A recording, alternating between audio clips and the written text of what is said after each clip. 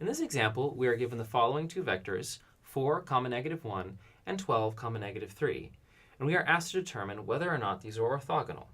Well, there are two ways I'm going to approach this. The first way is the way you will usually do this, but I noticed something about these vectors, and you're going to have to wait to the end to see what it is I notice.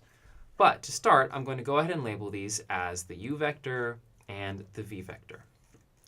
So, first of all, recall that orthogonal means perpendicular, so they would look like this, 90-degree angle between them. And that what it means for them to be perpendicular is that if I take their dot product, u dot v, then I will get 0. If that happens, then these are orthogonal. So does this happen? Well, let's see. U is 4, -1, dotted with v, which is 12, -3. And if I dot that out, 4 by 12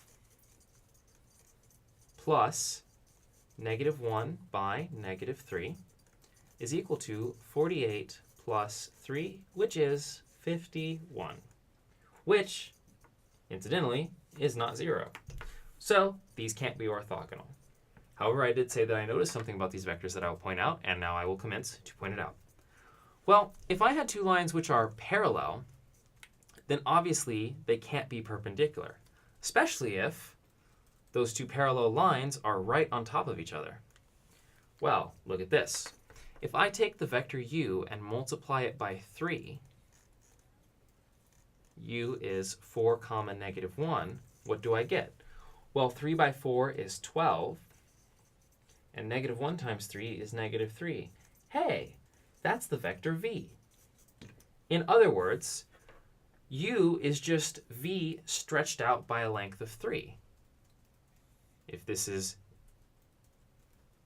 u, if this is v, then this is u.